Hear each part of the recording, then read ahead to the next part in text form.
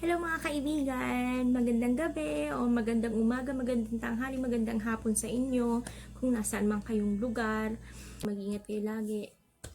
So, pinag-isipan ko mabuti kung ano lutuin ko ngayon kasi hindi ko talaga alam kung anong putahe ang pwede kong lutuin ngayong gabi kasi sa totoo lang, wala akong maisip. So, ang panahon ngayon is hindi naman malamig pero maulan.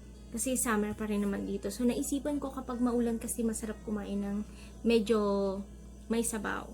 So, magluluto ako ngayon ng BokChoy with a salmon soup. O, diba? Pero yung napaka-pangkaraniwan lang naman ito.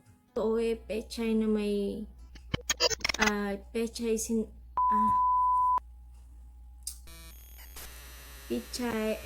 pechay na may pechay.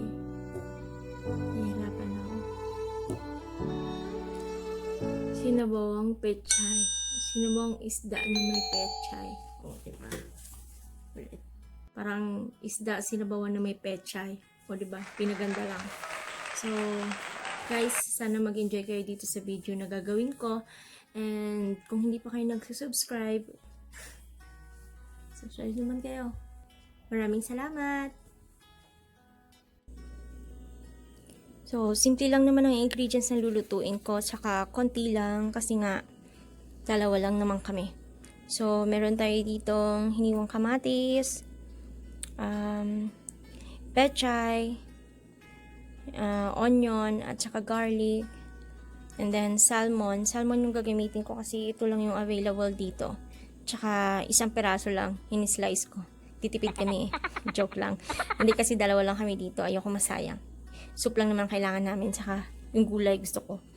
Tapos, yung mix seasoning ko, sa unang video ko, nilagay ko yung ingredients, kung ano yung mix dito. So, check nyo na lang sa description ng video ko kung ano nilalaman nito. Okay? And then, magtataka kayo kung bakit meron ito. Actually, ito yung gagawin kong mantika, panggisa. Ito yung balat ng manok galing dun sa niluto ko nung chicken broccoli. So, kasi ayokong itapon. Sayang naman. Okay? Pwede rin kayong gumamit nito. Ito is ginawa kong chicken stock. Pwede nyo rin gamitin to para mas malasa instead of tubig lang. Simula na tayo magluto. Okay.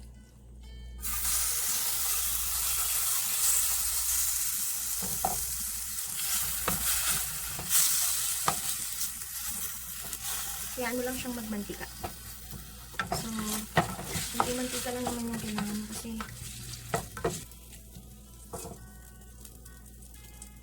ayan. So, ilagay na natin yung tawa.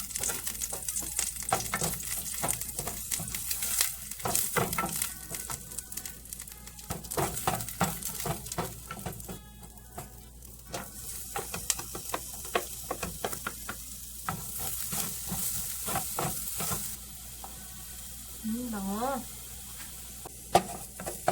Ayan guys, isahin ko lang ang sibuyas at saka bawang sa konting mantika na galing sa balat ng manok. And then, pwede na natin ilagay ang kamatis. Pag nyo kayo guys magluto, pagluto ako sa pwede nyo lagyan ng 2 cups. Siguro guys, masarap to kung may luya. Ano ko, magiging lasa na ito. Sinabawang isda, pero lasang manok. Nahihirapan ako sa video ko, dapat mataas. Kasi hindi makikita yung niluluto ko eh. Diba, huwag niyo ako makita. So, takpan muna natin. Okay. Pakuluin muna natin, tapos balikan ko. Ayan, kumukulo na. Pwede na natin ilagay yung isda. Okay? So, kasi ang salmon napakalambot. I mean, nabilis maluto. Kaya medyo hinuhuli ko siya. Ayan.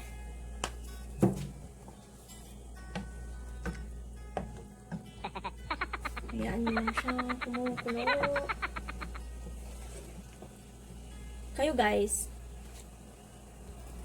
anong paborito nyong lutuin kapag maulan? Namimiss ko tuyo, tinapa. Sarap. Nakalimutan ko palang sabihin sa inyo guys na pwede nyong lahukan ito. Green chili.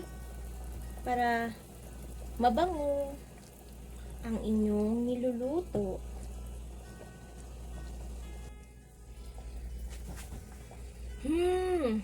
Masarap. Amoy masarap. Dapat pala masarap to, may luya, no? Yamang. Sipin mo na lang, may luya to. Okay. Pwede ka na siguro ilagay yung pechay. Siguro masarap to, may sili. Ayan. Lagay ko na yung pechay.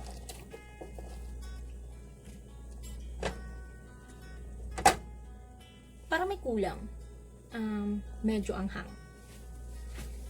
Guys, para medyo may anghang, dagdagan ko siya ng nababasa niyo ba? Okay. Crushed chili. Kunti lang. Para mag-anghang-anghang lang ng konti. Ayan. Perfect.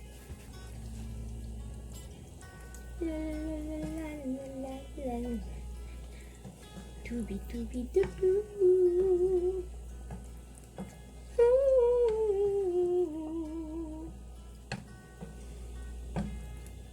Wala akong i-delete sa video na to.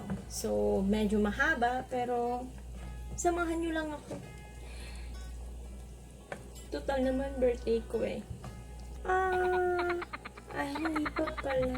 Ano bang date ngayon? Mukhang malapit na maluto. Samahan nyo lang ako. Yung ilaw, parang hindi magandang tingnan. Ito pala yung magandang spot eh. Magandang spot sa akin. Ako na lang kunan nyo ng video. Hayaan nyo na ako. Birthday ko naman eh. Birthday ko sa Pinas. And then, birthday ko bukas dito. Pwede ba akong kumanta para sa sarili ko?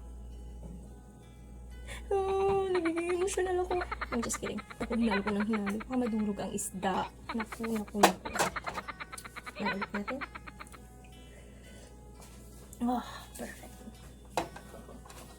Ang sarap. Thanks. Salamat mga kaibigan sa panonood. Sa pagsama niyo sa akin sa pagluto ng aking napakasimpleng sinabawan. Ngayon kakain na ako at ako'y gutom na gutom na. Salamat!